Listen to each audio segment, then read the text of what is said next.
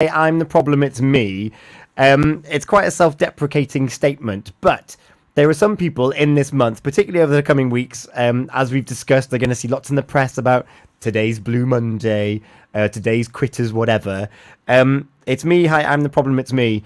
But is the problem actually you, or is it expectation? I'm going to come back on that in just a second. But Hayley, Carl, it's the first time that you've met Carl, and lots of food for thought there. And if you've just joined us, you can listen back when this show finishes on purewestradio.com or go back on our social media. But Hayley, you've had a bit of time to reflect on what Carl was saying. What are your main takeaways? I just love the fact that he goes back before going forward, because I think we've got this thing about not going back to go forward. So in the coaching realm, they tell you that you don't have to go back to go forward, you can just go forward. But actually, until you understand past behaviors, how your thoughts have worked in the past, you won't be able to change all those integral things that you need to change to achieve the long-term goals. So it was really interesting to hear Carl talk about going back before going forward. Yeah, I agree. Tammy, what are your takeaways after a short reflection? Well, just to echo what Hayley said about that kind of going back before you go forward. The only part I'd say is that when we go back, we can't be that person that we were like 12 months ago, 24 months ago, 3 years ago. But to recognise where we were and what we were doing, and then moving forward is really poignant. And I also really enjoyed just the conversation about setting goals, which give us long-term vision, as well as that short-term motivation. It was really interesting to talk with Carl. I really enjoyed it.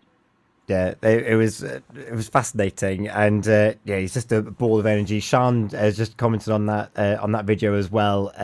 So she's learning from that as well, and it's interesting actually that you've both picked up on that. You've got to go back to some extent to go forward, and then Tam, you just mentioned there about that goal planning, that short, that medium, that long term, and it's great to have goals. But one thing that we were just talking about off air is that why do we? And Carl mentioned a lot about this why. And one of the reasons I mentioned a moment ago that I found it very difficult to find my why. I tried lots of different things. And the problem is that I didn't really know who I was to begin with. I didn't know what my driving motivational factors were, what my values were. So, Hayley, I want to take a moment now in these last 10, 15 minutes or so to look at identifying our values to see whether or not we're actually making goals that are even relevant to us in the first place. So what techniques or tips have you got and your understanding of values and how they can support us? So this is something I do in my work with my clients.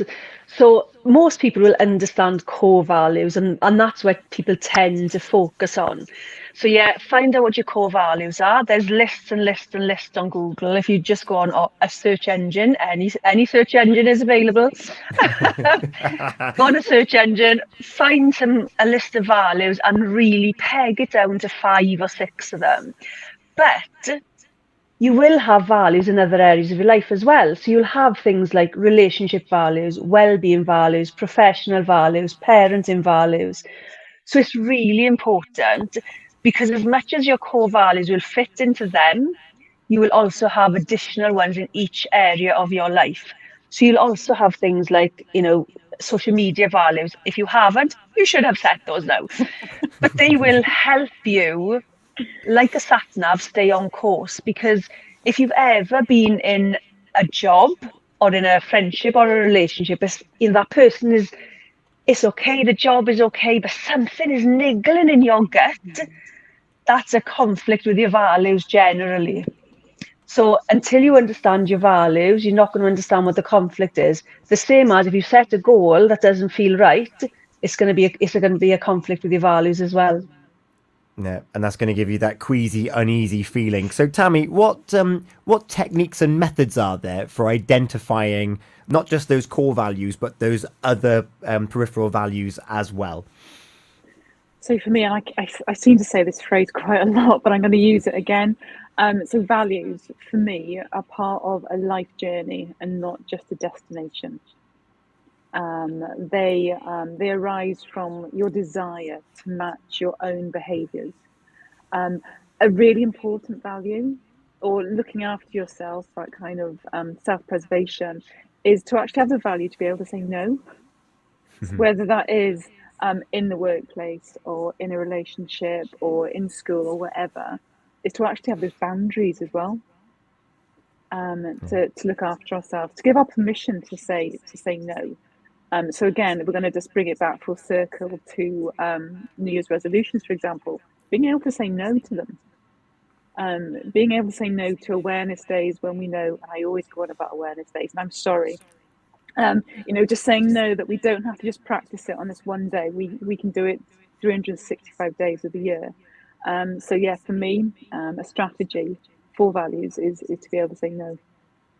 Yeah, that permission to say no is so important. And one of the techniques that I've used in the past with understanding my values, well, not necessarily values, but the type of person I want to be is, and this goes against what we talked about in part one, actually, but it's looking at people around us, whether friends, neighbors, local personalities, international personalities, and judging them on what we know about them, because of course we don't know what goes on behind closed doors, but what is it that we like or dislike about the people that are around us? And I don't like that term dislike or hate and things like that, because there's usually aspects in everyone that we can look at, but what are their less desirable qualities, shall I say? It works for them, it might not work for you. And that's how I went about identifying the type of person that I wanted to be. Who do I see in this world that spreads joy and entertainment and information in an engaging way, likes telling stories, and doesn't want to cause harm? These are my kind of values that I picked up from looking at people around me. The example I used to always give, following the Oscars last year, means I can't necessarily use him as openly as I did before, but up until that point, Will Smith was the person that I was like, he seems to be someone that brings light into this world. I want to emulate certain facets of that character, because we don't know what's happening with the real Will Smith, but the character of the Will Smith, there were certain qualities about him that I was like, that's the kind of person I want to be. And how can I bring those qualities into my everyday life? I'm not an international Hollywood superstar, but I'm Tom, and I'm in Pembrokeshire.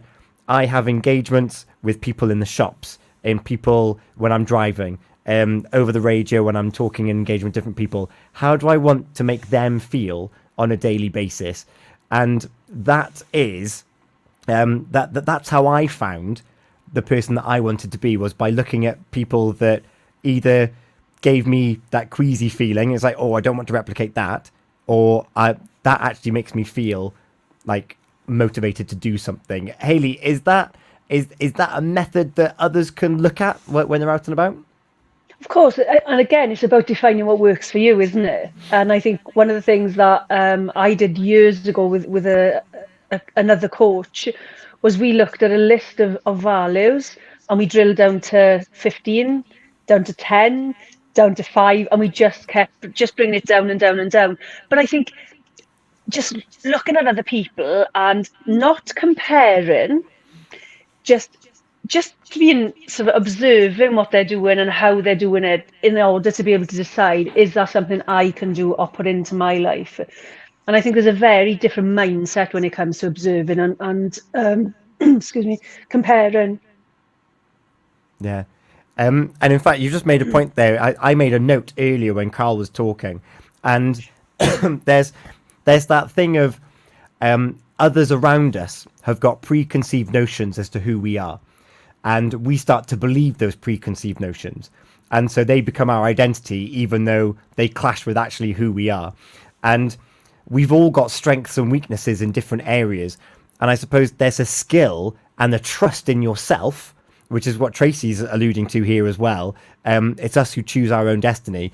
Trust in your own strengths, trust in who you are as an individual, that you don't have to make these resolutions to be more like someone else if that's not who you are. Tammy? Again, absolutely. We comes back to surrounding yourself by like-minded people, for example, but also not comparing yourself. It's just so important, that it's so embedded within us as humans, that's what we do, or we mirror, or we copy, and it's just about being happy with who you are, and that's okay. We don't have to be like somebody else. We can stick to what we believe is true to us, our values, our beliefs, and again, just giving our permission to say yes, permission to say no, on a daily basis, and be okay with that as well. Yeah. And once you know your values, like you've both talked about how you do value work as part of your coaching, you've done value work with other coaches as well. Once you understand your values and the direction that you want to like you're heading, like this is the type of person I want to be, it does make goal setting that little bit easier, doesn't it? Because you understand not necessarily the incremental practical elements, but also how you're going to get there as well. Which a lot of people don't think about. They don't think about if I'm dealt with a left or a right option of achieving this goal, which way am I going to which avenue am I going to take to try and achieve the same goal? When you know your values, it doesn't matter if it takes a short time or a longer time, because you're doing it in a way that's more true to yourself. Is that fair to say, Hayley? Yeah, I would totally agree with that. I think we don't know ourselves enough, which is why, self-knowledge is a superpower. The more you know yourself, whether it's your values, it's how your brain works, how your thought process is, your self-esteem levels, all these things add up to who you are. So the more you know those things, the better able you are to take whatever direction it is for you. And again, there is no right or wrong. It's about what's right for you, whatever that means. Yeah, there's no textbook. No. And who we think we are now doesn't necessarily mean, like, 12 months is a long time, as much as it's going to fly by in a blink of an eye. But it doesn't take many experiences. I'm going to use the word traumatic experience, car accidents, cancer diagnosis. There's different things that impact us on a massive level that fundamentally change our outlook on the world and who we think we are and actually what we actually want. And we are free. Hayley's just said it there. We're free to choose our own direction. Tracy says it as well. It's us who chooses our own destiny. And once we understand that we can change our mind if we want to, we don't have to be the preconceived notion. We don't need to say, this is who I am forever. All we need to be aware of is, this is the type of person I want to be. And in this moment, in these circumstances, this is how I'm going to take my next step. Because we only ever know what the next step is, what the next action is. Yeah, and just really quickly, sorry, Hayley, just really quickly, I think it's important to remember that we can start a new way of thinking and a positive way of living at any time. Just at any time of the year, of our life. I just think it's a really good reminder. Equally, I think we can change your mind anytime. Whatever that, if you've gone down a route and you think, oh no, I've made the worst mistake ever, it's fine to go, okay, how do I get myself out of this? What do I want to do different next time? Yeah. And when you do change your mind, there will be other people that will be like, I can't believe you did that. But who cares? Who cares? If you're going down a rabbit hole that doesn't sit well with your thought process, with your values, and you change your mind, the opinion of someone else saying, I can't believe you did that, it was like, doesn't matter. Like, if it doesn't sit well with you, you're the one that has to live with those decisions, with those actions, with those repercussions. And yes, there are repercussions. Some repercussions are positive. Some repercussions can be negative. If I decide that I'm going to start robbing banks, a repercussion is that I might end up on the wrong side of the law. I can still choose to do it, but we still need to be aware that there are repercussions and there are impacts to our actions. But going back to what Tammy just said there, bringing us full circle, actually, we can change our minds at any point. It doesn't have to be the 1st of January. It doesn't have to be Valentine's Day. I'm actually going to buy some roses for my girlfriend. You can do it whenever you want, and you can change your mind whenever you want. And when we know what our values are, for me, it makes it easier to change my mind when I know my values. So if you don't know what your values are, how do you know to have that strength of the conviction to change your mind? Hayley. Yeah, I totally agree. they really are your guide. They really are your sat nav, whatever you want to call it, your compass, just to tell you. It'll tell you exactly where you need to be. You know, if that person is not the right person to be with or to be friends with, it'll tell you. So as you tune into those values, you develop your ethical mindset. Your behaviours will fall in line. Everything will come into line with that. And then you will see a massive difference in life, whether you achieve your goals or not, whether you're in the right relationships or not. All those things fall into place. Yeah. And so it leads us back to trusting your intuition. And once you understand that, and once you get that feeling, and you do feel elated when you make a decision that's in line with your values and who you want to be. We're running out of time.